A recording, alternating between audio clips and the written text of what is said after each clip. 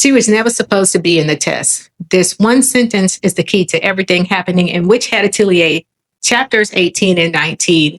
And we are officially inside of the Second Pentagram Test Arc. And this manga is already doing what it does best. It's building the world with one hand and quietly breaking your heart with the other. What's good, otakus? Mel here. Today, I'm going to be doing a full manga analysis mixed with a recap of Witch Hat Atelier chapters 18 and 19.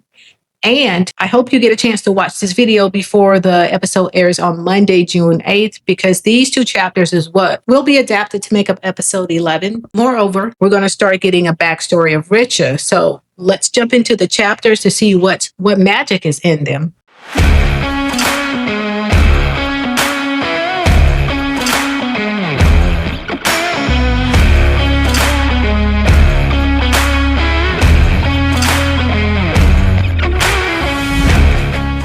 Before we talk about the test, we need to talk about Richeh, because these two chapters are hers more than they are any of the other girls.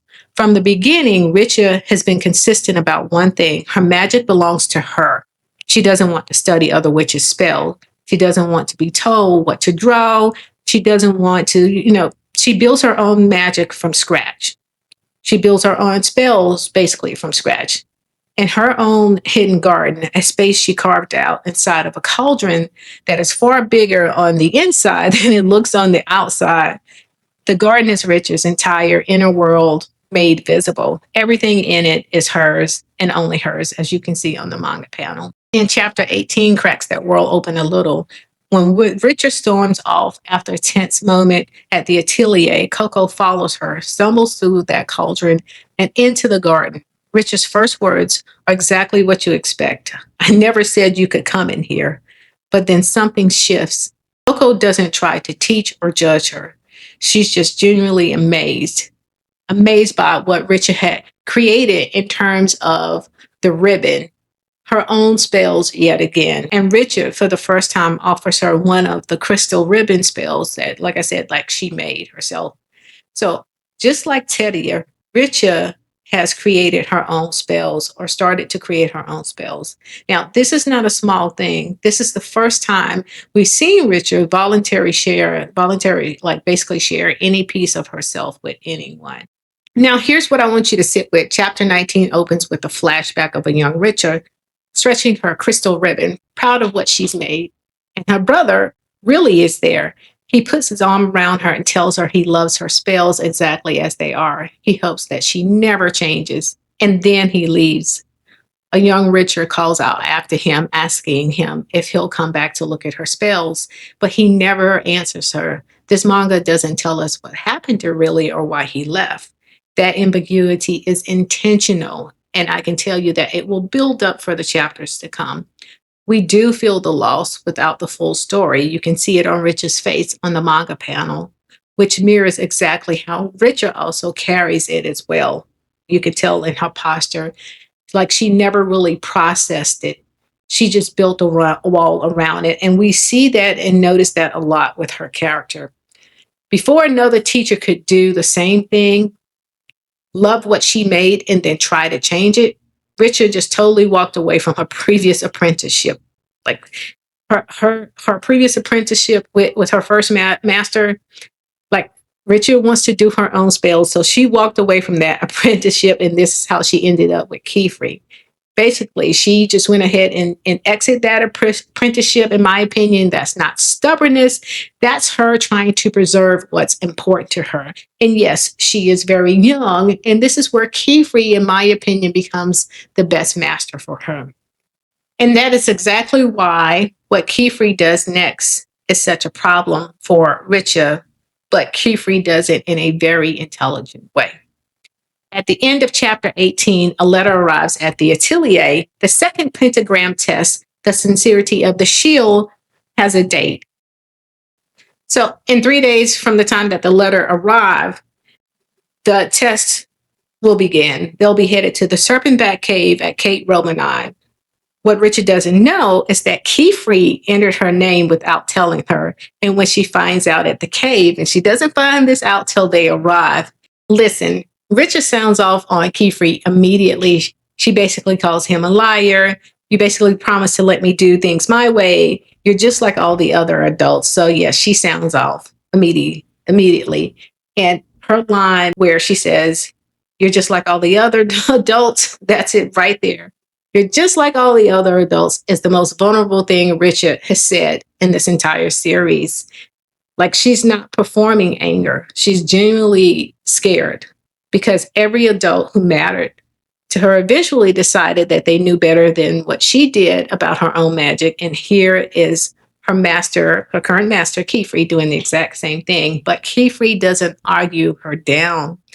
He doesn't pull rank. He doesn't do any of this. He says, I'm not dismissing your desires. It is because I do not dismiss them that I want you to try this. The things you find here will serve the life you want to live. Trust me for today. Think about what he's actually saying.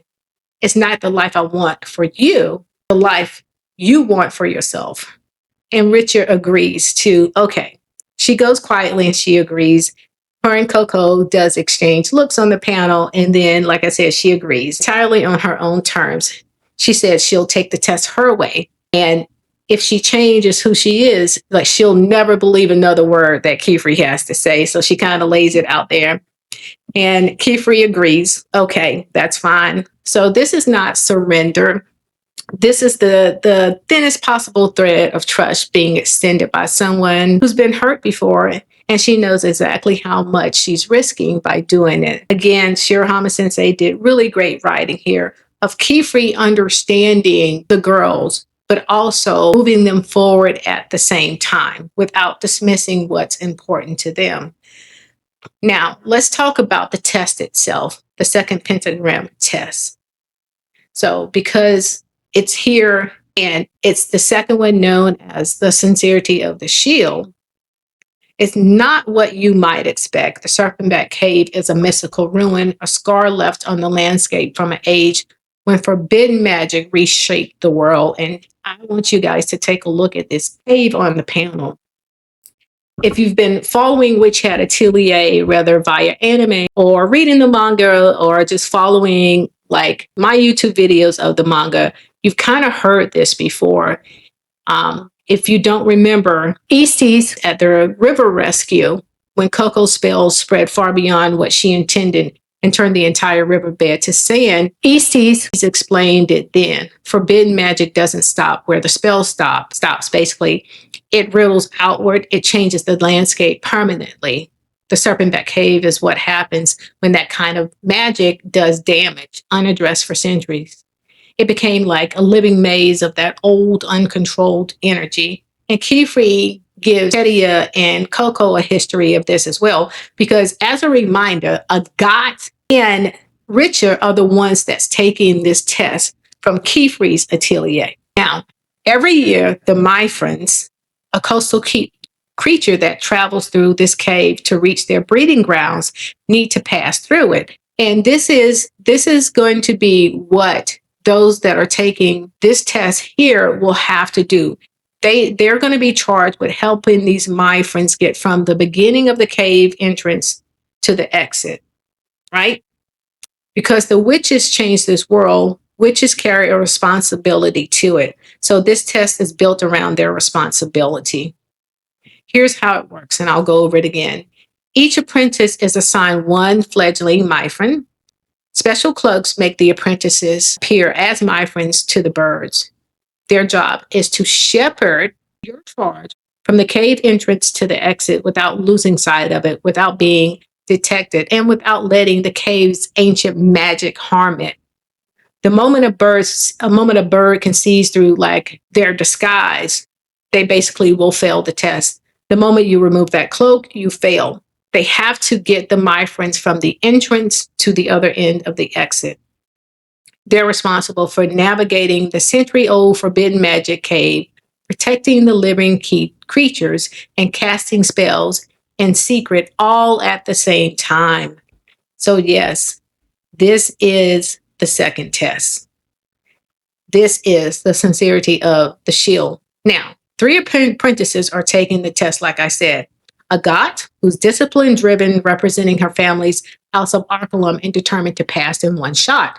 Richeh, who just agreed to be agreed to be a part of the test about 30 minutes ago. If we're looking in terms of the manga panel and the conversation, basically on her own terms. And the third apprentice is Euini, a boy taking this test for the third time, whose master, Lord Kukuro, publicly belittled him in front of the girls in Kiri before the test even started. Euini's situation deserves a moment. He has failed twice. His master speaks about him like a broken tool, and Euini's response is to agree with every word of it and keep going anyway, because he believes passing will finally change how Kukuro sees him, his master, or Lord Kukuro. Kifri tells him directly that he has the right to change Atelier's. Euini cannot hear it yet. The exit is right there, and he cannot see it.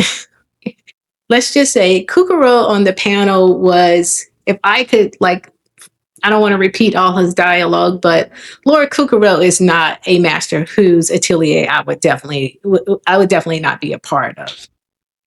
And let's continue. And here's what makes all of this even more layered. At the end of chapter 17, one of the brim caps said it plainly: when the apprentices leave their teacher's protection to take the test, this is their window. This is when they move. Yes. So let's not forget how chapter 17 ended, or how, episode 10 of the anime ended with a new brim cap that was introduced. And I will tell you, this brim cap will play a role in this current arc as well. So these three apprentices are walking into a cave full of ancient forbidden magic. And also Alara, again, is part of this arc. So she's back in the scene as well. She is the one that will be facilitating the test.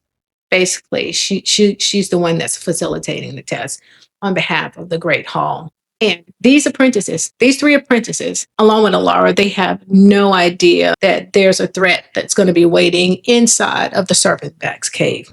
Now, let's talk a little bit about Alara's presence. Alara watches all three of them step into the mouth of the Serpentback Cave with their myrphons and ask out loud, with what shields will you forge your path? Agott has her pride, Euini has his hope, and Richeh has the tiniest thread of trust she's ever offered anyone. So we're at the very beginning of the second pentagram test, in which had Atelier, and it's already exactly what the manga always does. This world is alive, the characters are real, and something is coming that none of them are ready for. The anime adaptation of these chapters, like I said, drop on Monday, June 8th. So watch this first, get the context, and then come back after the episode and tell me in the comments, which of these three apprentices are you most worried about heading into this cave, into this test? I actually want to know this because I know the story. I know the whole story, and this is a arc. Like I said, you want to be a part of which had Atelier going forward, because this story started making a turn for darkness once we found out about Coco's ink pot. The other thing that I'll add is that, remember, these girls don't live at the Great Hall, so they don't always come in contact with other apprentices. And because they live off at Kifri's atelier, it's just basically Agott, Richeh, Coco, and Tedia. So those four girls are building their relationship. And three of them already had the relationship building happening, and Coco came in. So what we're going to see throughout this arc, through this second test, we're going to see a connection between Richeh and Euini starts to happen as well. And in my opinion, Euini really needs this connection that he's going to build. If you made it to the end of this video, thanks for hanging in there with me. Do not forget to like, subscribe, and comment, and share this video. I will meet you at the next Pointed Hat discussion. Thanks for stopping by and watching.